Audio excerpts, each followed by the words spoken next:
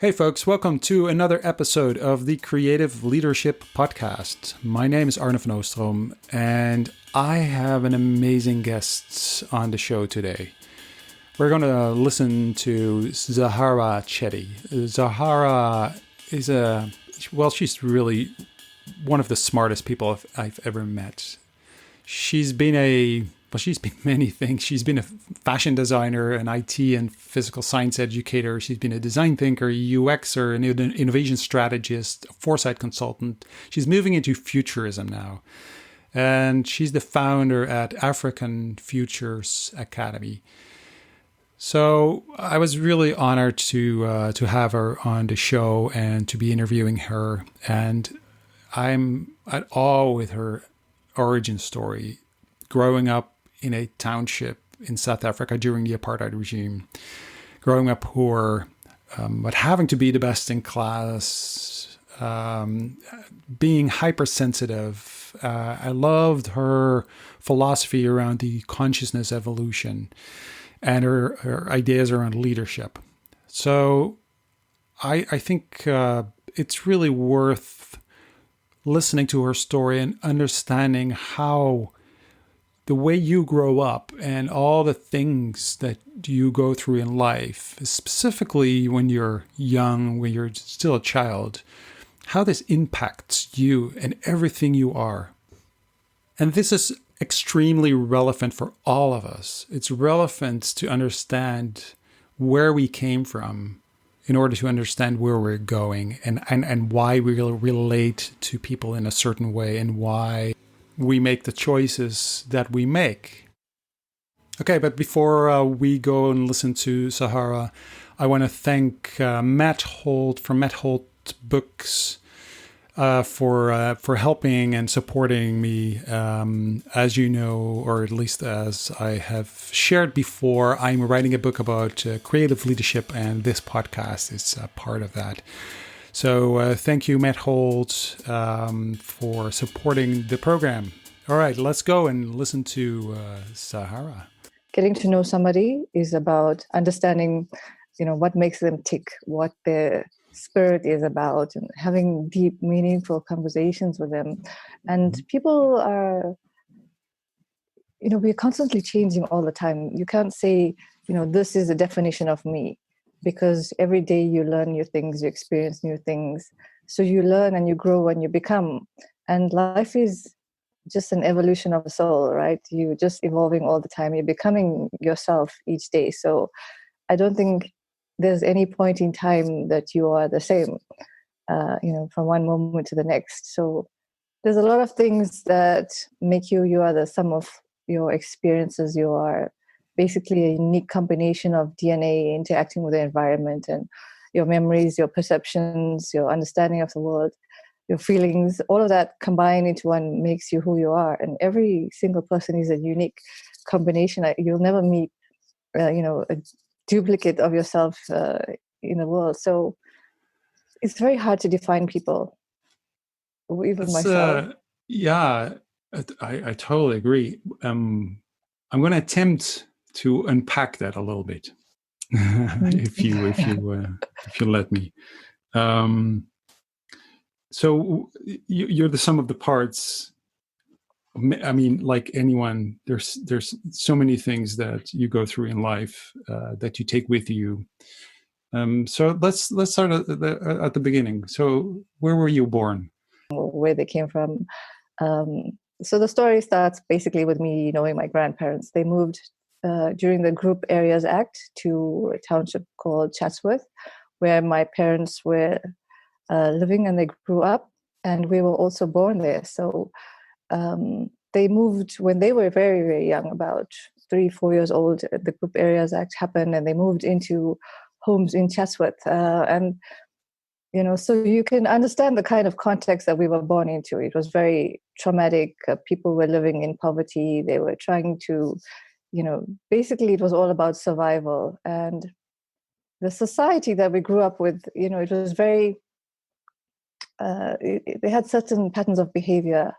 People were very distant. They were very disconnected. There was a lot of strife. There was a lot of anger.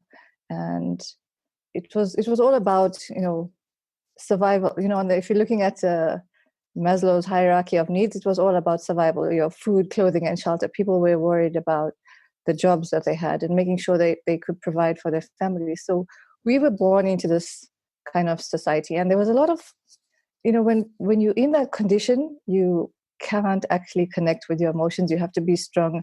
Men were especially, afflicted by this.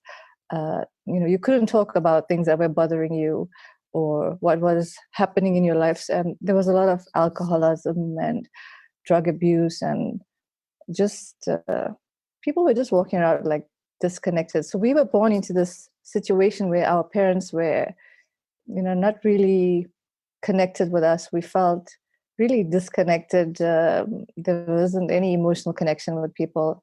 And it was all about succeeding in life, right? So, but as a child, were you aware, because you're saying you felt disconnected from your parents, but was that something you were aware of as a child? Wasn't that? So how did you experience that as a child? So I think I can remember, just being a few months old, and even our parents were very busy with other things. They were working, or my mom was at home. So they got married very young, right? And there was a lot of stress. Like I said, we lived in a house with my grandparents and all her kids and all their kids. So there was like 20 of us in the same house. Oh. So there are 4 different families.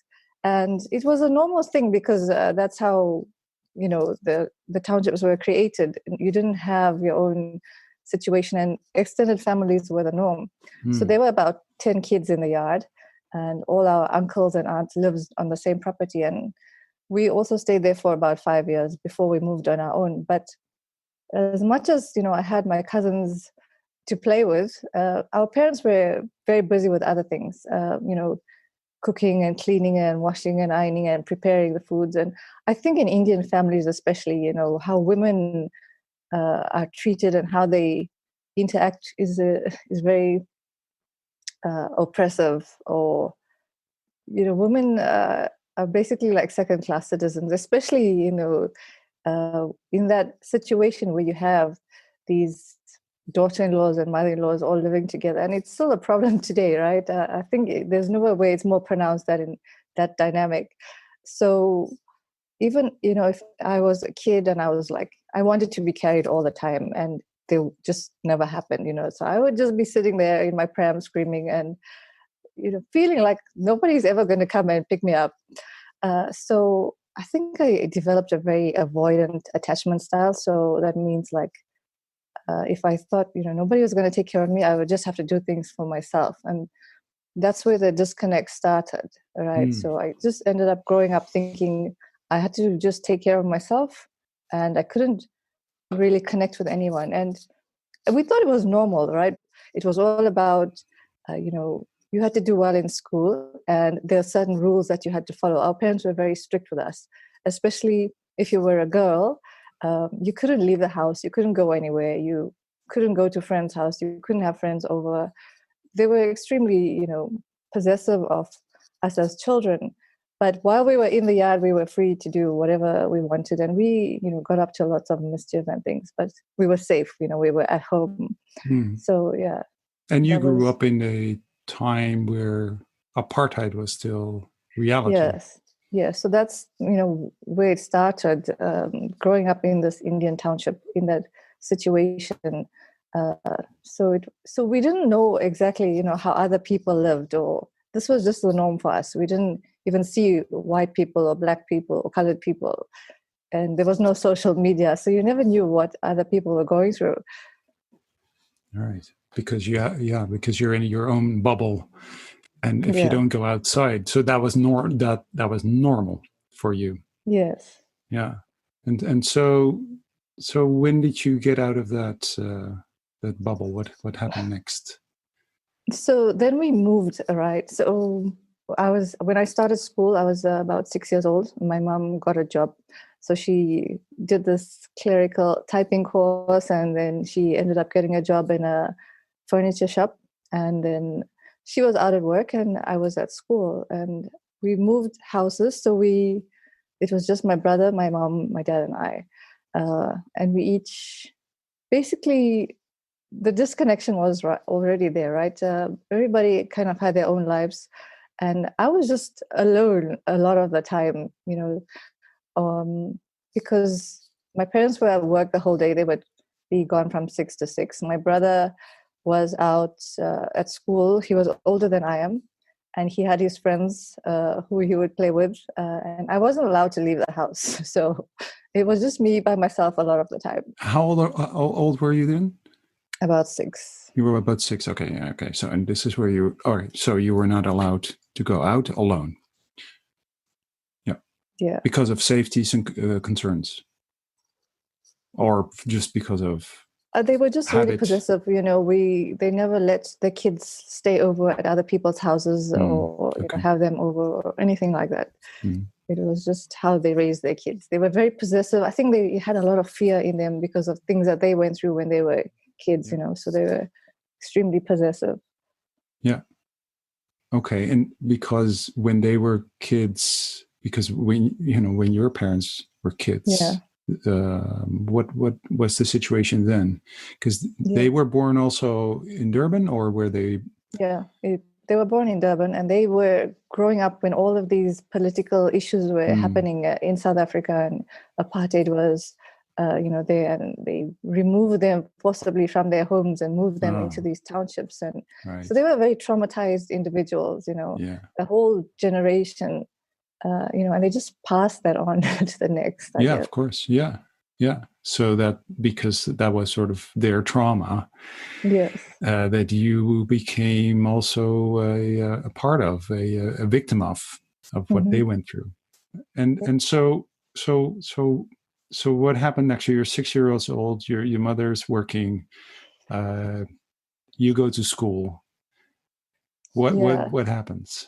So my parents were very, focused on education and doing well in school. So we were poor. I didn't know we were poor, right? Because when you're growing up, you don't really know everything's, great for you. They always made sure we had everything, right? Like I said, food, clothing, and shelter always done. But we had this thing where once a year we would get a gift, anything we wanted, right? It was during December because it was our birthdays, it was end of school, and it was Christmas time. So we could pick whatever gift we wanted, and we would only get what we wanted if we came out first in school. We had to be first in class. So the pressure. But it was my brother started school first, so that was the rule, and I was about 3 years old when they started doing this. So when he was learning anything, I would just copy him, and whatever he could do, I could do it, So I started learning things very early because he was already doing it. And I could just watch what another person was doing and just copy them, and then I would get it. And our parents were like so excited by this. But what happened over time when I started school was that they started comparing us together. It became a competition. So, and another issue I had, I think, I don't know what combination of things led to this, but I became a highly sensitive person, right? I had sensory integration problems. So, when it came to touch, I couldn't have people hugging me or kissing me or touching me, or the clothes that I wore would itch. There's certain fabrics I couldn't wear. The labels, I had to cut them out of my clothes. I had to wear my socks inside out, and just sounds and things in the environment, I couldn't shut them down. I couldn't turn it off. So like even if the clock was ticking in the house somewhere, I had to take out the battery before I go to bed because I couldn't sleep otherwise. So things other people didn't notice or couldn't pay attention to, it really affected me. It was like over amplified. It was like living life in high definition, There's a constant stream of excess sensory information. And that also, it also was like a lack of boundaries. I didn't know where things in the environment ended and I began. It was just like constantly into my system. And that also happened with other people's emotions. So I could feel what they were feeling. So for example, my brother, they started comparing us with a lot of things, and if he felt bad, it made me feel bad. I felt even worse that they were comparing us. So what I would do is, I would try and take myself out of the competition. And, so like whatever he was doing, I would do the opposite. If he did music, I would do art. If he was doing geography, I did computer science. Just to like not be in a space where they could compare us, head on. And that's happened with everybody, even in school. Like everybody's parents were the same, right? There was a lot of competition for school, and kids would say to me, you know what, if they don't come out first, their parents would give them a hiding, things like that. So that used to really bother me. I can imagine. And I could, as this hypersensitive empath, it really. So how does this? So if you, because the first thing you were talking about was actually you were very disconnected. You felt disconnected. You were very much not connected to others, and this is like a hyper connection to everyone. Yeah. So how does that work? Because you were both like disconnected and connected. Yeah. So like it's like a pendulum, right? You can swing to either way. So there's a need for connection with people, and you see everything in the world connected, from atoms to stars in the sky and human beings and the whole system. And then you have to disconnect yourself because it's too much to handle sometimes. So it's a like swinging on the pendulum from hyperconnection to complete disconnection, because you have to numb yourself. And that happened a lot through my life. I had no sense of what normal was, where the middle ground was, no sense of self. It was just like a very, very uncontrolled so do you think that pendulum, because you started with this extreme disconnect, and that's why it got this extreme kind of swing to the other side? Yeah, the range of experience was just open. There was no boundaries, so I always felt like, I could see everything in the world completely connected, but I myself, I was disconnected because I didn't actually have a sense of self.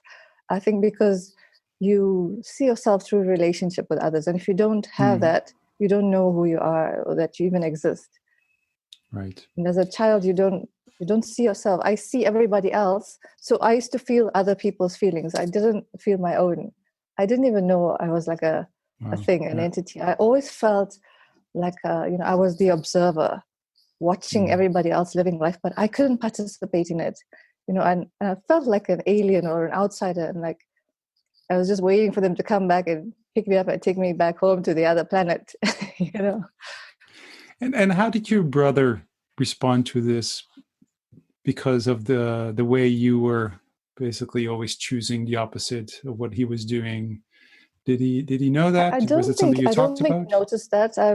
We've never had an actual conversation, about anything. He actually lives in the UK. I haven't really spoken to him for many years. And even growing up, we were very close at some points, but then he also, as he grew up, he ended up, just doing his own thing. But he didn't know this was happening. To him, I was just this annoying little brat, always in his face, always doing things, tagging along wherever he went. And he's probably just annoyed with me. And I've never said that, this is what I actually used to do. But what it did is it made me able to just learn anything and do anything. And I think the pain of feeling other people's emotions was much more difficult than me being brave and doing something new. I have one question because I'm curious about this, because you did come first in class a couple of times, I assume, because you were smart and you could learn and your brother kind of paved the way. Yeah. What was the present that you chose to get? So this happened every year. We always came out first. It was both of us, right? Oh, you always came out first. Amazing. Yeah. So what were the presents that you've chosen? So I would always choose something artistic, like an art set, or a copy machine or something like that. And my brother would always choose something scientific, like a microscope or things like that. And I would always go and say, why didn't I think of this? It's such a cool thing. So when he wasn't around, I would go in his room and play with his stuff.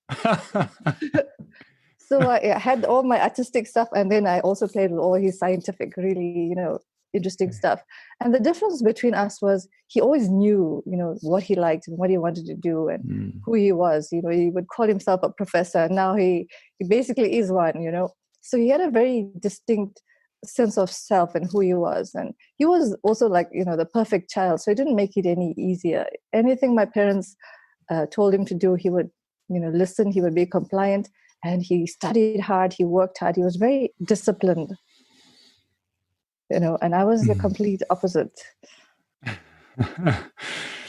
And but you did come in first, and you did, you were good at school, and so your parents must have been at least satisfied with the results.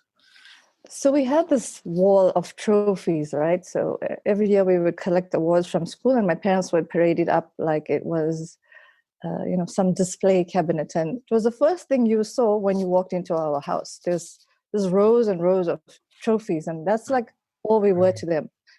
Something to talk about, to tell your friends, this is what my kids could do. This is how brilliant they are. And I hated it because they never knew who I was. They never had a conversation with me to know what I was like. My brother was very hardworking and systematic and disciplined, and he studied. And I never studied. I never read a book. I never learned, sat and read anything. I was too impatient for that, but it just came easily to me. So I didn't feel a sense of accomplishment. Like I never had to try to get these things, so. Yeah. Okay. Then what happened? So this is where when you were at school, this is primary school, and then you went to, what do you do next? What happened next? Yeah, so I think my brother was always an influence on me, right? So whatever books he would be reading, he would tell me about it, and just kind of, he'd read a lot of things that just expanded your thinking. And like, for example, he read the book The Time Machine by H.G. Wells and by Bazaar Hands and things like that. So we just, we would have these conversations about what was possible in the world and all kinds of random things. I mean, we were into X-Files and the X Factor and the paranormal. We'd try to send messages to each other, telepathically, and little weird things. But I also had a lot of extrasensory experiences, so it wasn't completely strange to me. And he was a very scientific person, so I always wanted to be a parapsychologist and study those things. What exactly does that mean? What kind of experiences? Telekinesis or telepathy, or just How did you experience that? So just like a lot of, I think it was just intuition, right? A lot of things would happen that I could sense or would. So, for example, because my senses were so open, a lot of things would come into my perception that ordinary people wouldn't notice. And it's not something you talk to people about, like feeling other people's emotions, or even you're hearing someone else's thoughts. It happened a couple of times, and even before things happen, you could see them happening, or you get flashes of things in your mind that happen in reality. But how do you explain that? How do you measure that? And how did you experience that? Was that something you were it was normal for you, or was it also? Well, like I said, I didn't have a sense of what was supposed to be normal, right? Because I was by myself. I didn't have a range of other people's experiences to. Right. So you didn't know. I didn't know what were the. So for us, it was normal because we kind of spoke about these things and explored it, and it didn't seem like something extraordinary to us, Did you talk about this with your parents? No, my parents and us, we never really had much conversations. We'd see them for maybe an hour a day when they came home from work and had supper, and they'd go back to sleep. So we were pretty much left on our own, just to explore things and have these weird conversations. And I know we'd, do a lot of crazy things. And then, when it was 4 o'clock, just before my parents come home, we'd clean up the whole house and pretend like nothing happened. So they wouldn't ground us.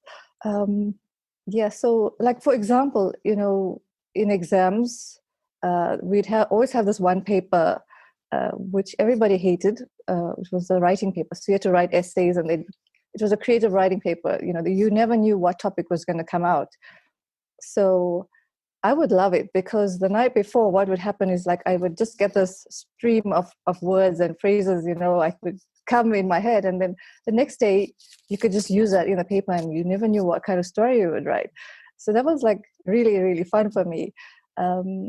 And I thought it was normal, and I thought a lot of things that I did was normal. Like, even I didn't study because I had a photographic memory. So if I read something for the first time, I would have a picture of that page in my head. And during the exam, if I forgot something, I could just like open the book and, read that page. So I thought everybody was doing that. So I didn't understand why everybody didn't get really high marks in school. Because you don't really talk about these things with other people. Right. Well, you didn't. And I think a lot of people would have been amazed by that ability, because photographic memory is obviously something very unique and very helpful. I wish I had that. I certainly don't.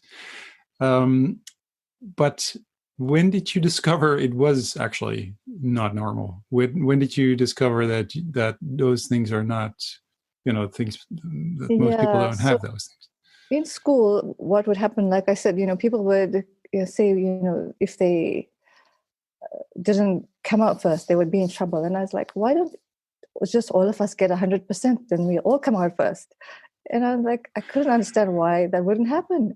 And then when I was about 10 years old, they selected us for this experimental gifted class. And so they only picked like 2 people from each school, and they put us in this program where they taught us about divergent thinking and brainstorming, all kinds of things, which now we call future skills, Mm-hmm. And I didn't understand why they didn't teach everybody that, why they only picked a few people to do that. So my brother and I were in these classes, and even after that program ended, every year I kept being put in these programs. And I thought I couldn't understand why they didn't teach this to everybody, because it was so useful. And I hated school because even though I was good at it, I hated it because it was so structured. You always had to think in a certain way. They always expected certain answers of you. And I just wanted to explore things. I didn't want to sit there in the class. I didn't want to sit and listen to somebody lecture me about stuff that's written in a book. I wanted to do new things in it and solve problems and figure things out and just, bring ideas together. And you couldn't do that in those classes. You could only do that in those gifted programs that we had. Right. So you were chosen because you had these amazing abilities, because you have a photographic memory, but at the same time, so you were chosen also, you were very creative. You want to be more creative. You want to explore more. You were in the same class as your brother still, right? And this where the period that we're talking about, or was he doing something different? Because you were also saying that you were doing the opposite of what your brother was doing. He was so they had different grades for these programs. Yeah, so he was also chosen, but I don't know how he experienced it. Right, but he was chosen for the same class. So you were in this, because how are you? I mean, how old is your brother? What's the age difference? He's 3 years older than me. He's 3 years older. Okay, so he was 3 years ahead of you, but he went through the same classes, the same kind of. Was it the same school? This was in primary school. Yeah. Yeah. Okay. So he was about 12, 13. Okay, and so and then after primary school, where did you go? Yeah. So in high school, we just went to the local high school up the street in our community.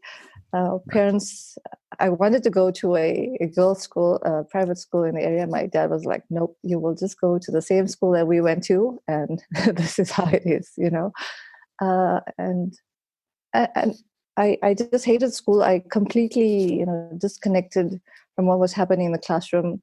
I was good at everything, but I wasn't interested in it. I had a few favorite subjects like physics and computers. I think I interacted more with the computer than I did with anybody else. I Right. loved programming, and there, whatever my brother was doing, I was doing the opposite. So here's again, like he was done, geography, and I knew my parents were going to say, what mark did your brother have, and how well did you do? So I deliberately did the opposite and made sure I didn't choose the same subjects that he did. And then my parents were always, I think in that time, every parent wants their kid to be successful. So they want you to either be a doctor or a lawyer or an engineer. Those are your options for university, right? There's no other option. So my parents, I think my father especially, wanted us to study medicine. And because when he was young, he wanted to be a doctor. But when he was 14 years old, because of the situations they were in, he was taken out of school and made to work. And Right. he worked, as a sheet metal worker in a radiator factory, and he hated what they did to him. They took him out of school, they made him work, and he was just a young boy, and that really Right. traumatized him. Right. Yeah. Yeah. So like I said, my brother was a very disciplined child, and he listened. So he ended up studying medicine. And I went my entire life thinking that I was going to be a doctor. But when I got to grade 12 and my brother was already in university studying medicine, it was such trepidation, for me to go in the same path. I couldn't do it. So what happened was I just gave up. I didn't even bother to go through my books, and I wrote my final exams just winging it. And because I knew if I got, all of those A's, I would have to do medicine. I would get accepted and I would be in medical school with him. And that was, I was having panic attacks, just thinking about that my whole life is already laid out for me and this is what I have to do. And I had so many different interests and things that I wanted to explore. So I think the biggest issue to overcome there was disappointing my parents. But once you got over that, it was okay. It was like freedom now. Now I could study whatever I wanted to. How did you get over that? What happened? So because you basically purposely failed. Yeah. Well, I didn't fail. I just didn't get. Well, you 6A. didn't. Well, at least, it's in the eyes of your parents. Yeah. Probably you were like, this is not what happened. So, and they never asked, like, what you were always doing if you so don't well. get an A, it's like you failed. So if getting a B means failure, right? So getting a B was really bad. So that's what happened. And what happened? Because were they angry? Were they did that? So I just didn't get into med school. So they were heartbroken. Like, it was like somebody had died in the house. Really like mourning the loss of this child who was supposed to be a doctor. And even till now, I'm like my mom will tell you I screwed up my life. I failed at life. So, but what happened for me, I was, still. So I was free. I was free from this idea that I had to follow this path, and I didn't know what I wanted to do in my life. It's like, okay, so I spent all my life thinking I was going to do medicine, and now I have options. What are those options? So, I was really good at computer science, so I enrolled for that, and I went to university. And in my first year, I discovered the internet, and that was far more fascinating than listening to the lecturer talk about maths, and advanced calculus. So I ended up sitting on there just on the internet, just bunking all my classes, and I just ended up quitting university because it was so boring. Oh boy. I'm just thinking about your parents now. Yeah, so not being a doctor, then quitting university. That's a big step. I was okay with being the disappointment. I consoled myself thinking they had this one golden child who was going to be a doctor, so they should just focus on him, and I could just do whatever I want. So you had freedom. Yeah, he bought me my freedom. Oh. So, and you accepted the fact that you would, your parents would be heartbroken because you didn't go to med school, but that gave you the freedom also to choose your own Yes. path and follow your own interests and your own curiosity. Yep. So okay, so you stopped your studies at the university, and then what happened? Yeah. So I always wanted to be a fashion designer because so my mom, when we were little, she was at home and she was very creative, cooking and baking and sewing. And while she was doing all these things, I was there 3 years old, sitting on the floor doing the same things. I even had a toy sewing machine, like doing this, Right. sewing these outfits for my dolls. And as I grew up, I kept that hobby, and it's something I always wanted to do. But my parents refused to let me study it. They said, you need to have a degree. Only stupid people go to do other stuff. So I had to do a degree, and I had to study this fashion part-time. Um, so I chose to do psychology. It's something I was always interested in. Well, they didn't have parapsychology, but so I just studied Right. psychology and English, and those were my majors. And so I was really good at fashion design. So at this time also, I watched one of these, I was watching the Oprah show the one day, and Phil Keoghan was on one of those episodes, and he was talking about his bucket list of 100 things he wanted to do before he died. And after I watched that, I made a list of my own, 100 things I wanted to do, and things I wanted to study and just explore. And I started doing them, and fashion designing, and having writing a book, and studying psychology, and getting my PhD, and having a fashion show in City Hall. So it was 100 things of all these fascinating things I always wanted to do, and I wrote them down and I started doing them one by one. And so I had my fashion shows in City Hall. I got awards from my designs, and then it just became like, okay, I'm done with this, what next? So it wasn't like I was going to do this forever. It was never about that. It was about the journey. What could I learn along the way? How could I expand myself? And even when I was studying psychology, I had to do this subject called anthropology because it was a prerequisite. So I did just the one module, and when I finished it, it was the most fascinating thing I ever came across in my life. I never heard of it before, but when I did it, I immediately changed my major to anthropology together with psychology, and I completed the second and third years in 1 year because it was so interesting to me. Why was it so interesting to you? Because I think, growing up in South Africa, being isolated from other cultures, not even having exposure to other people, and then just learning about all these cultures, all these people, how they think, how they build their societies, how they do things and exist in the world was so fascinating to me. And I really, it was something I really wanted to do. I wanted to be an anthropologist. I think the only thing that stopped me was this participant observation. So if somebody gives you, the eating bugs, you would probably have to do it with them, so not to offend them. So that was the only thing stopping me. I'm not eating bugs. Yeah. Yeah, so I was like, maybe I could be a corporate anthropologist. Okay, but you studied, and so did you finish that study? Yeah.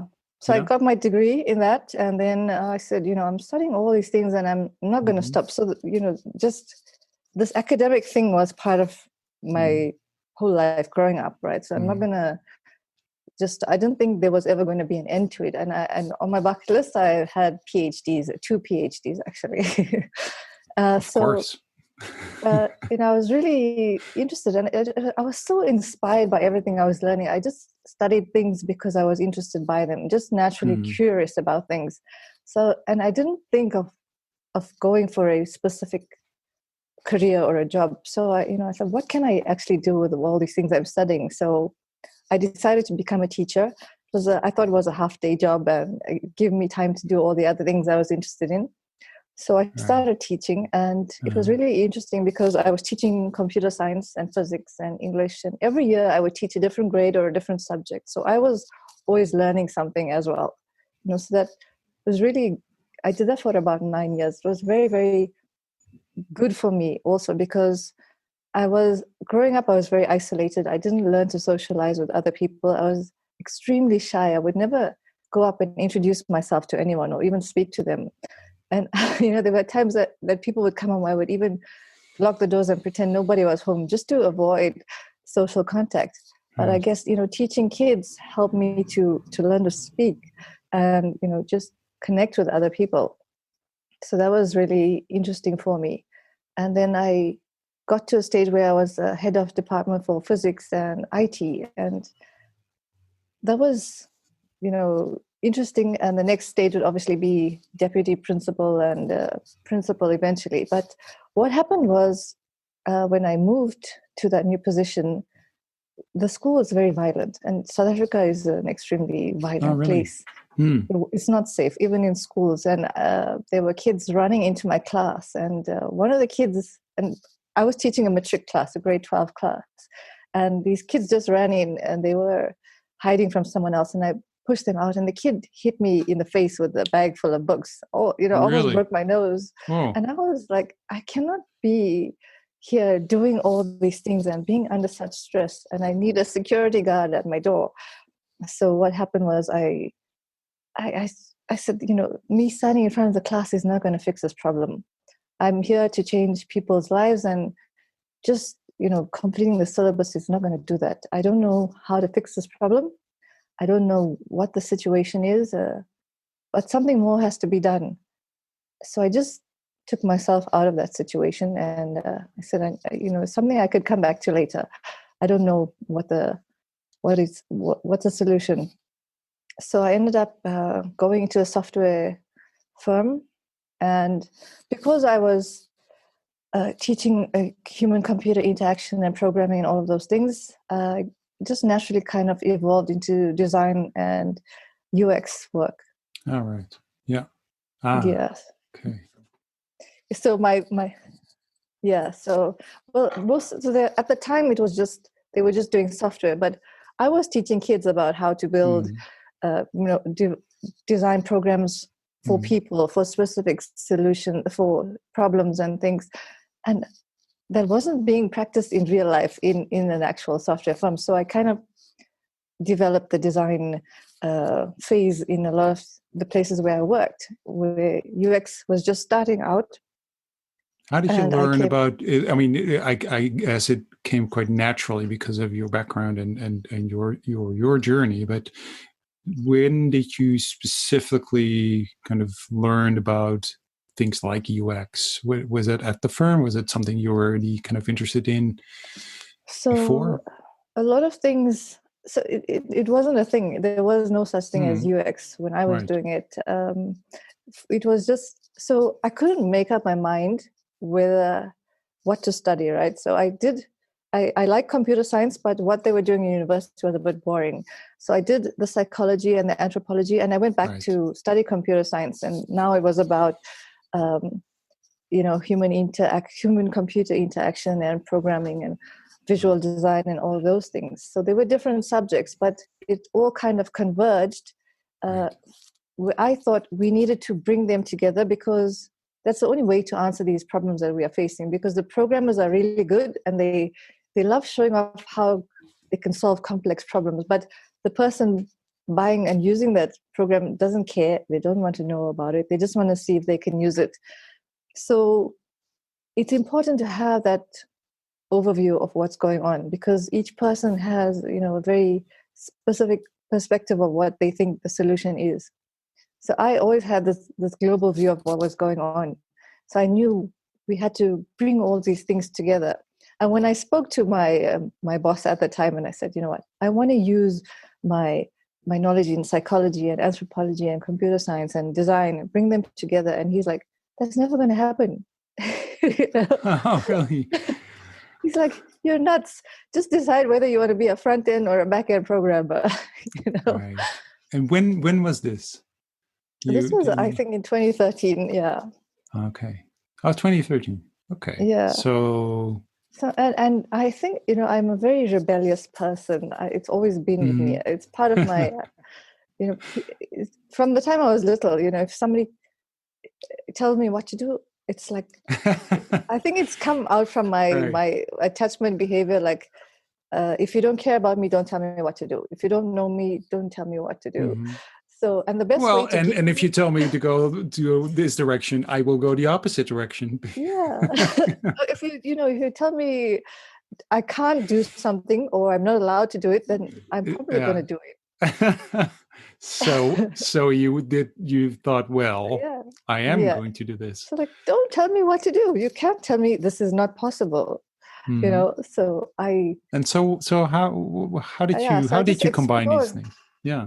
So the first time I heard about something called multi-potentiality, it was when I was in university and I was at the library and I saw this book called The Gifted Kid's Survival Guide. And I always was so conflicted about what kind of career path to choose. And they had this section about being interested in multiple things. So I think it was a pretty common thing for gifted kids, where you don't really have only one thing that you're good at. So there was an example of somebody who wanted to study medicine and they were also good at art. So they became a medical illustrator. So it's just looking at creative ways of putting these ideas together, or these subjects together. And we learned all these techniques about creative thinking and these methods when we were 10 years old in that gifted class anyway. So what we did is what I did was think of different ways of putting the psychology and the anthropology and the computer science together. And, what would just keep coming up was some kind of human-computer interaction design or artificial intelligence, and it wasn't really a big thing back then, but it started slowly to develop. So I didn't really specialize. I just kept it open and I just kept learning new things in that area. But, if I go back to the start of your story, where you are, I think even in primary school, they were teaching about lateral thinking, right? So this is part of, basically how you are wired. You connect things that are not connected and you create something new out of that, right? So for you, it probably was quite a natural thing to do, to say, well, these things, I'm going to connect them, where others are like, no, they're totally disconnected. You shouldn't connect those. You're like, yes, that's why I'm going to connect them, because they are disconnected, because that's what lateral thinkers do. So for me, it's very, very difficult. Like I said, I had a lack of boundaries for everything. So I couldn't see where one thing ended and the other one started. For me, it was just all one mishmash of things. So when someone tells you about boundaries, you're like, well, what boundaries? What are you talking about? I don't see them. They're not there. What do you mean? Like, I couldn't understand why everybody also, has this thing about science and religion and this and that. I'm like, it's all one thing, with everything that's happening in life. I have this observer view from really far away, so I can see the whole system and what's going on and how things are connected, and everybody struggles to see where the problems are in the system. But if you have that, overview, you can see exactly what's happening and where things. That's your pendulum. That's the pendulum. You can disconnect and connect. You can take, you can go swing back basically and look at everything and then go into hyperconnection. Yes. Right. So that's something that you've been able to do, or at least you were taught through circumstances as a child. Yes. But again, for most people, I guess, that's not something that they are taught or they are able to do. So they find it very difficult to step back and to look at the whole, and then go back into the part where you connect things again. So I didn't know that though. I thought it was a normal thing. You keep discovering things like, wait a minute, this is why aren't you doing this? Why is everybody so weird? Okay, I realize I'm the weird one. Well, I mean, I don't think weird is the right word for it, but it's just that everyone has their own kind of upbringing and their own everyone has their own defects and their own talents and and it's shaped by where you're from and the context and your DNA and everything. So like you were saying in the beginning, everyone's unique, and so are you. Um, but you were at the firm, so at your company, so you started Yeah. combining anthropology and psychology and computer science and all that. And Yeah. so how did that? What happened? What did you? So you find like you tend to, when you're in this, when you're constantly changing and evolving and, downloading new information into yourself, you evolve much faster than things that are happening around you. And you either outgrow the role or the people around you or the situation, and it comes a breaking point where you have to leave. So the company was not ready. So I started the design phase, and South Africa, how it is, right? So when you start something new, everybody's excited about it, like, oh wow, design thinking and this and that. And so what they did, so I was developing this whole solution of how to work better, how to design better software and things. And then they go bring in some person who has no idea what it is. And I have to teach them how to do it so that they can manage me. And they usually bring a white guy in to run the thing and be manager. And Yeah. I was like, no, this is not right. If he's, and it's a political thing. I mean, it happened for decades. It's not going to change overnight.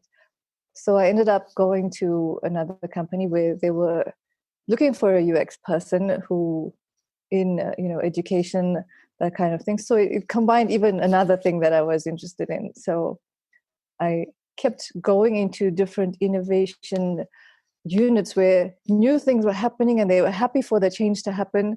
And they were looking for people who were innovators or were trying new things out. And I think I just kind of fit into that situation where nobody knows exactly what they're looking for or what they wanted to do. They just know they need change. They need somebody who's divergent. They need somebody who's brave to explore and experiment with new ideas. And that's how I ended up in that space. It was just natural to me. And I was comfortable being there, whereas most people are comfortable with things that they already know. But for me, the unknown stuff was more comfortable to deal with. Mm-hmm. Yeah. And it's the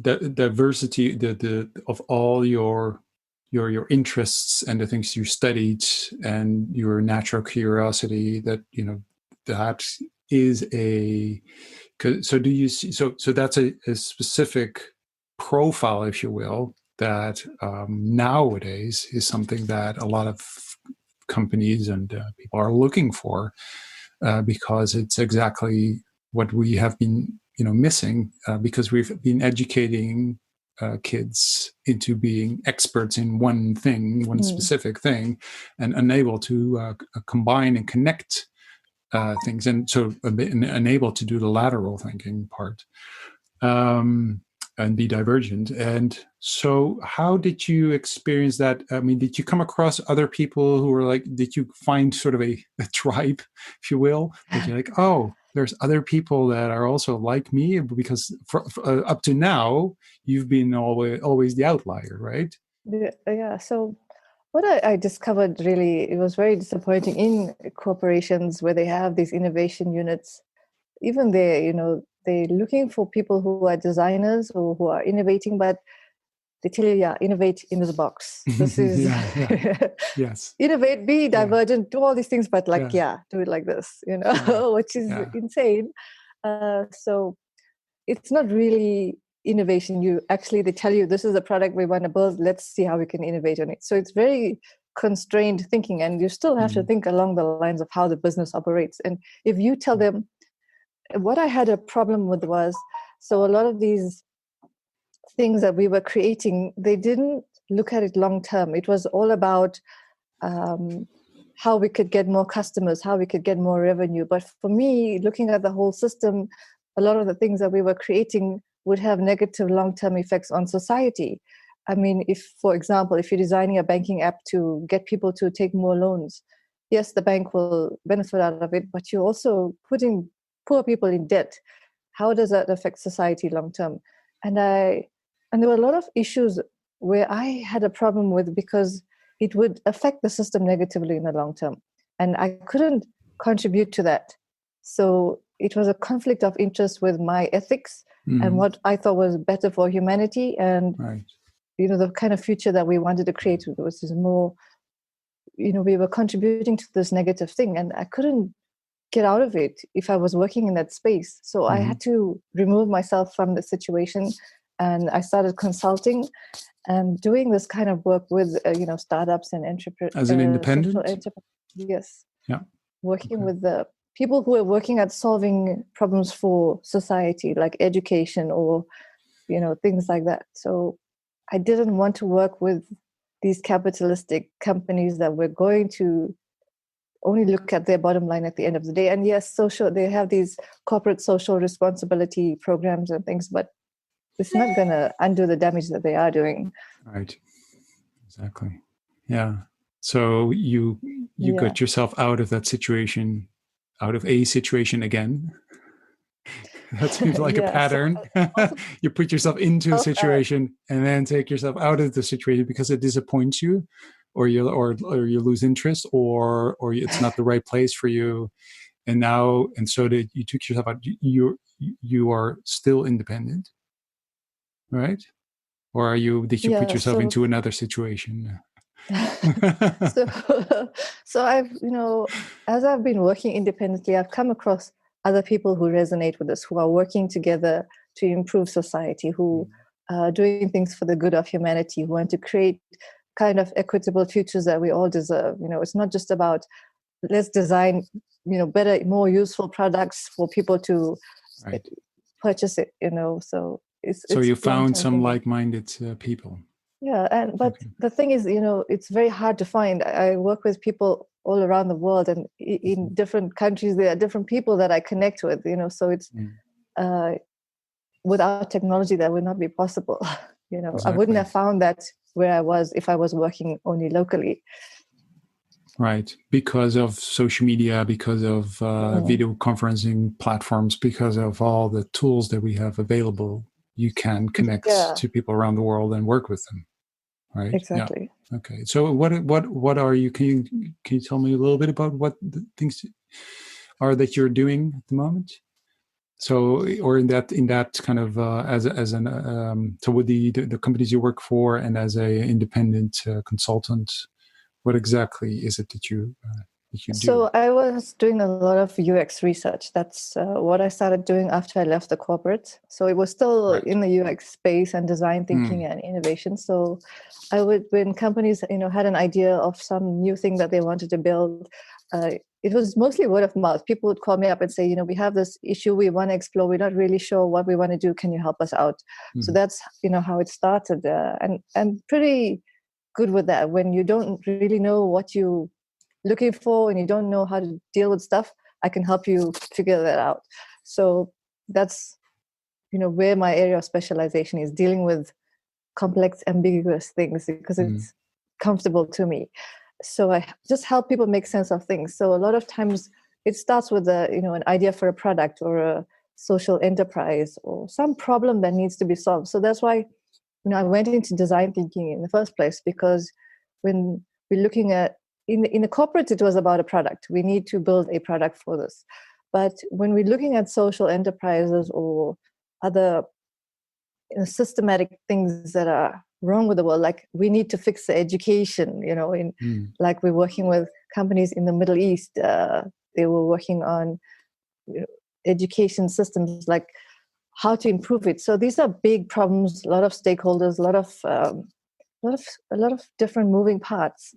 And it's hard to make sense of. So it's not just also working with one company. It's about working with different stakeholders and trying to figure things out. And then, so I've been working in education technology space for quite a while. And then I ended up working with a team in Malaysia who's now a venture builder. And they're looking at a whole range of different startups. And before we even got to that stage, it was about what areas do we want to look at creating ventures in. And we looked at the economy and how that's built and how that's designed, and just thinking about the future and where that will lead. If we develop just capitalistic startups, it's just going to add to the problems that we're already facing. So we had to redesign this whole system of how we design businesses and what that adds to society and the environment and all those moving parts. So that was really interesting work for me. And that's how the futurism thing kind of coincided with that. So I've been, constantly learning new things, and it just evolved from design thinking to future foresight, where you're looking at the trends, what's happening in the world. And for me, I could always see certain things happening, and you can see the patterns in the system. Now, this is an actual discipline that's based on that, and a lot of it is intuitive. You just have to sense it, and because I'm hypersensitive, it comes pretty easily to me.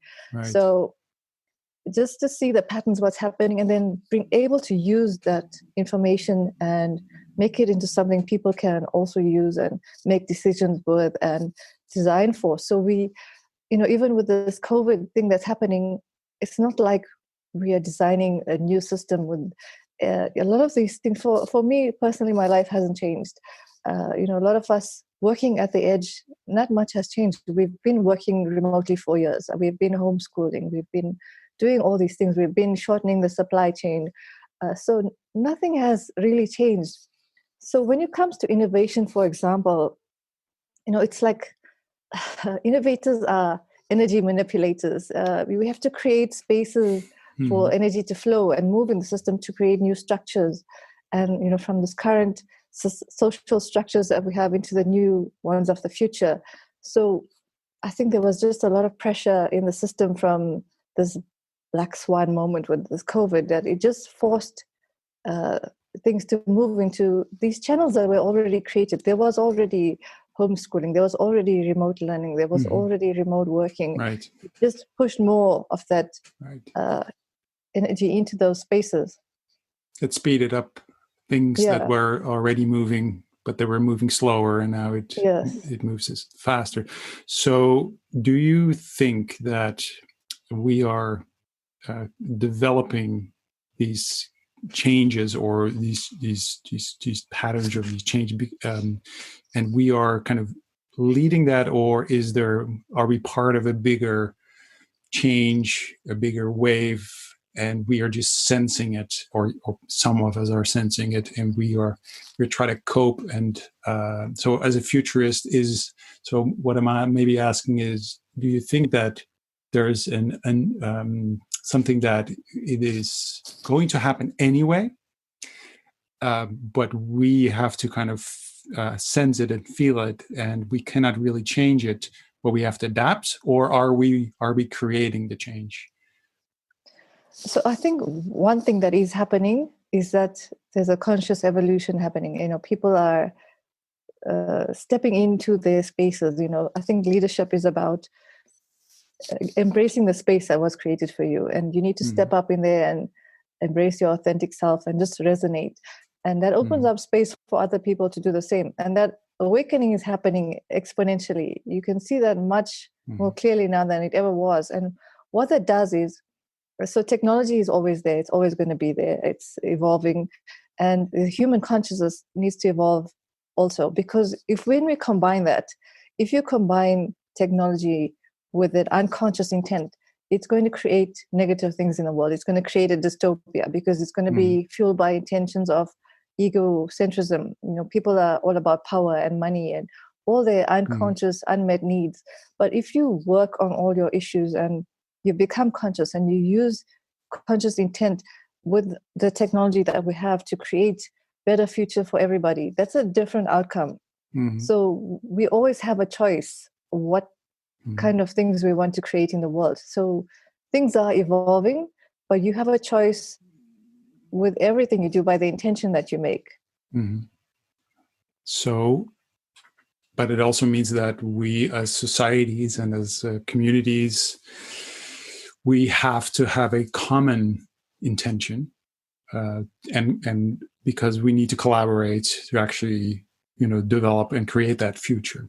And there are multiple futures that are possible, depending on what we decide as a communities, at least, what is the thing that we're starting to believe in, or what is the thing that we want to kind of create.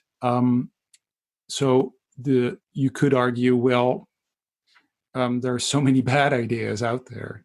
And there's good ideas, but how do we know which story is the right story, which future is the right future? How do we, for instance, things just simply happen because there's always this arms race, right? So with technology, who wants artificial intelligence? I'm not really sure, but we're going to get it anyway. Do we really need it as human beings?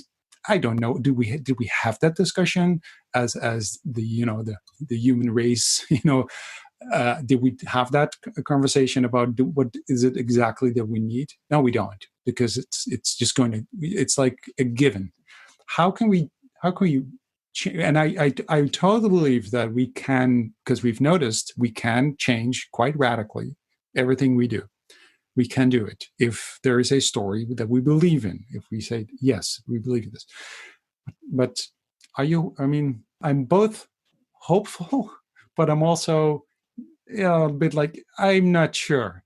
Are we able to do so? Because history tells us different things. If you go back into, the history of the human race, Homo sapiens, it's not all good. It's not all good news, right? So are we, and evolution is still going on. We are not the end of the evolution, so where are we going? And I don't know, so help me out. Okay, so the way I see it, right? So nature is a way the world is created. There's certain natural laws that govern everything.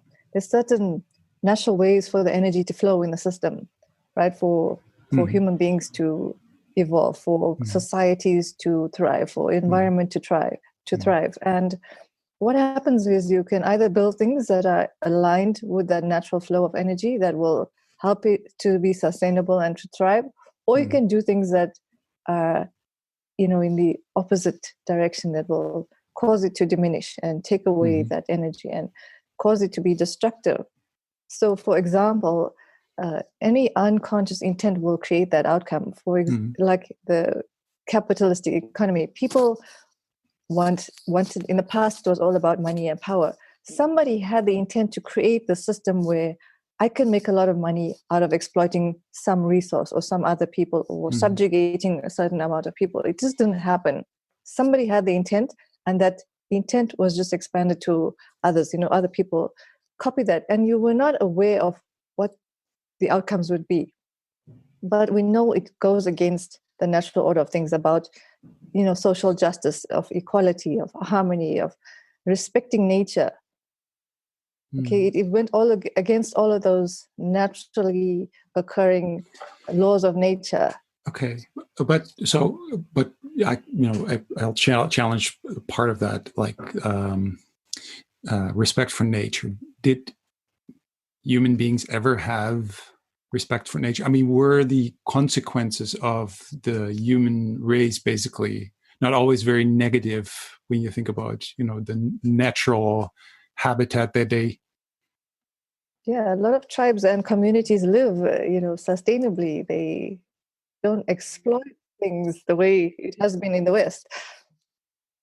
If you look at certain communities where that has happened for, I think, the majority of the world, right? But there are communities that don't do that, where they live in harmony with nature. But for the rest of us, where this has happened, it's about exploiting nature, about using and taking what you can get and getting the most out of it. But isn't it also that you just don't know the consequences? I mean, it's not that it didn't happen on purpose. I mean, I don't think anybody on purpose is trying to kind of destroy nature. I mean, in general, I think people are, it's the unconscious consequences of exactly what you're doing, right? So unconscious, right? It's just that. So this is my worry. That is just basically my worry. My worry is that, how do we know that whatever we do, is the consequences of what we do, although our intent is the right intent, or we think it doesn't, we don't even think about it because we didn't know it would have had that big kind of consequence because we haven't seen it. We couldn't see it. How do we know that what we're doing, it ends up in being the right thing? How do we know? How can we look into the future far enough to say, if we take this path, the consequence of that path will be positive?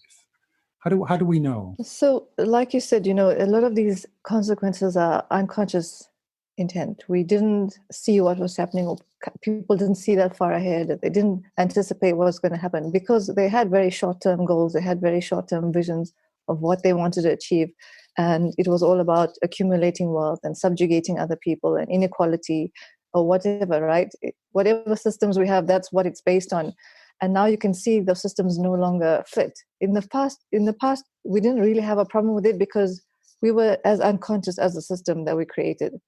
But now, when you become conscious, you are aware of what's happening in the system. You can sense what's happening in the future, where the problems are, where the issues are, and what needs to be done to get things going in the right direction. It's not like there's data to tell you this is going to work or that's not going to work. If Right. you have data and people are already doing it, you're already too late. Right. Exactly. So as a futurist, how do you then? I mean, I know you say I sense things. I'm with you.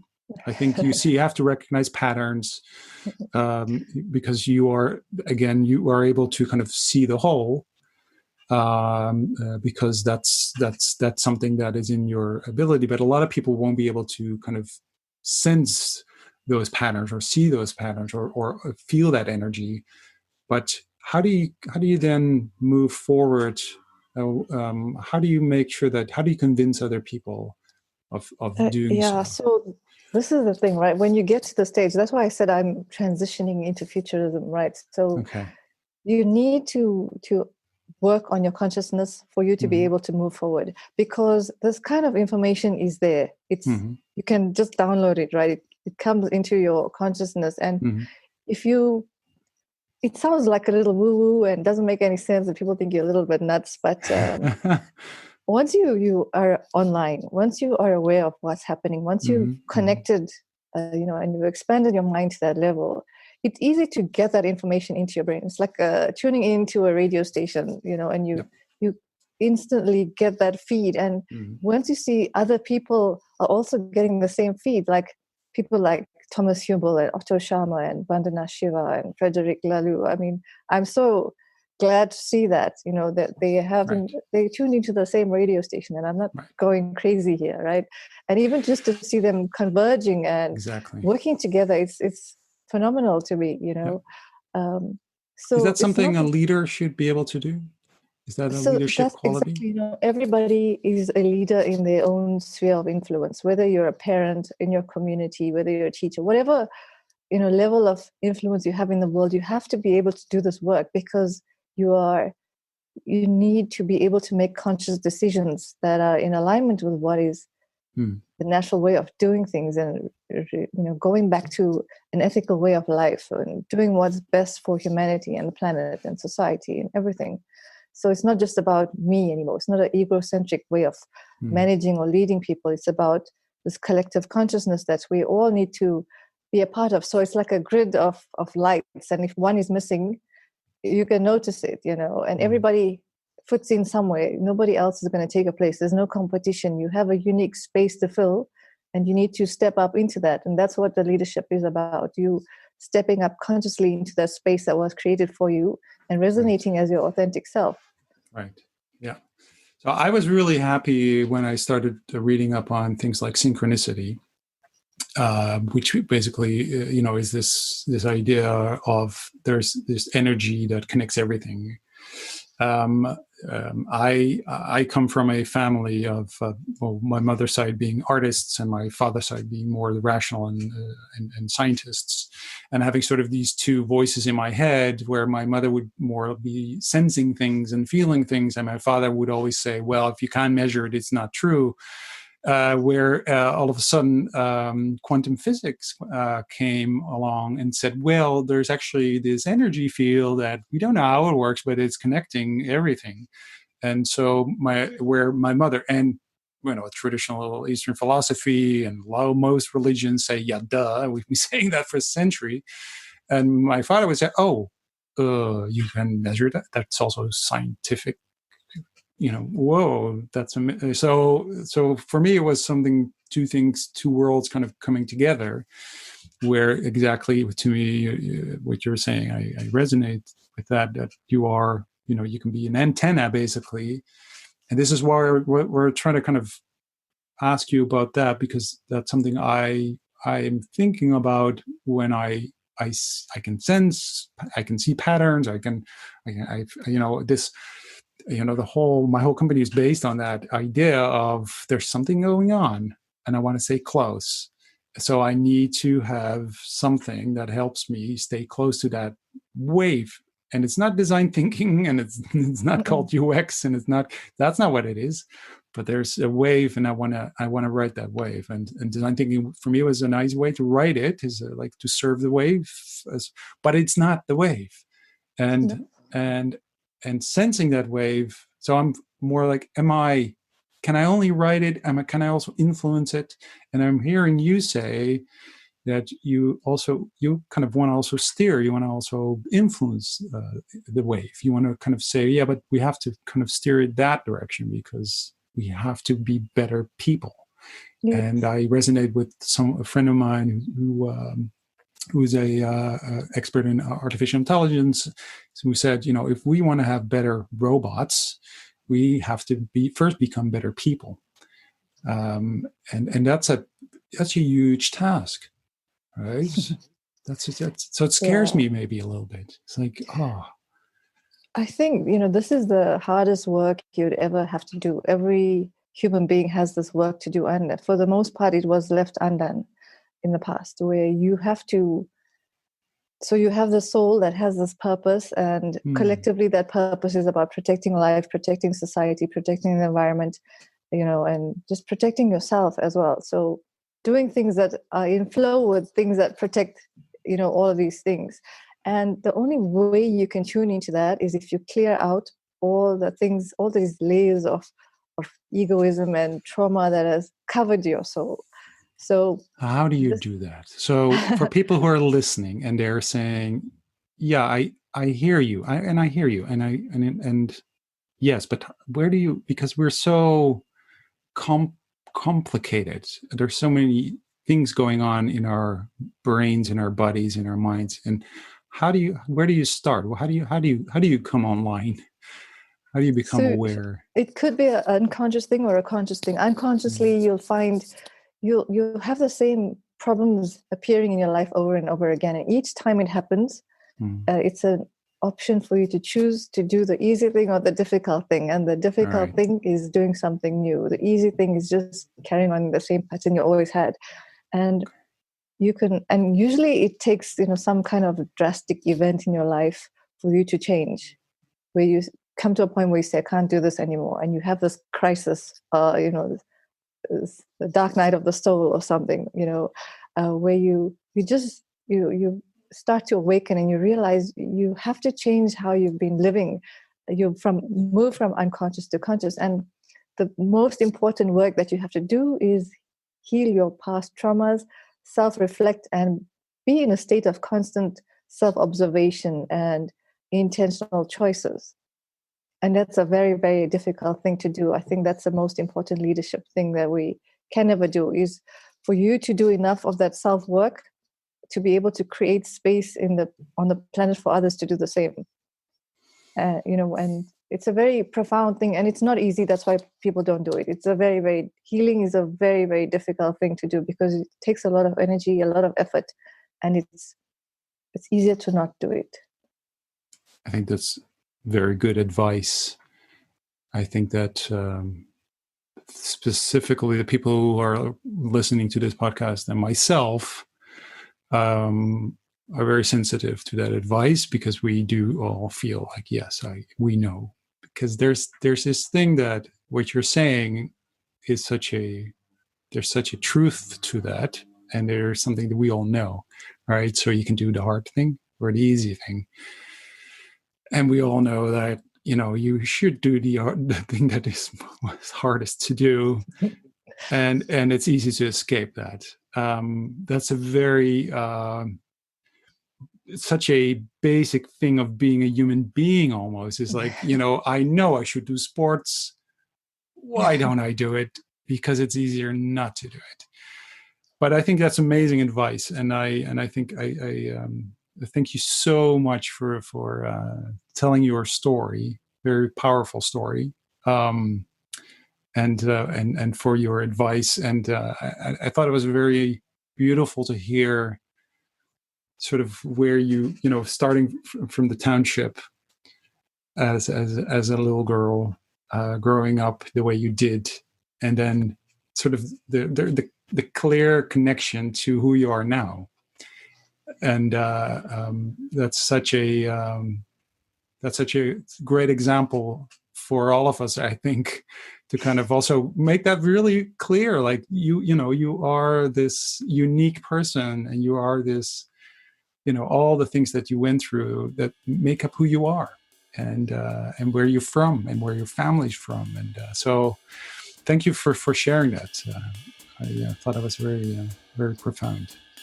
Thank you for creating the space for this. I think, this is a really interesting project, and thank you for having me be a part of it.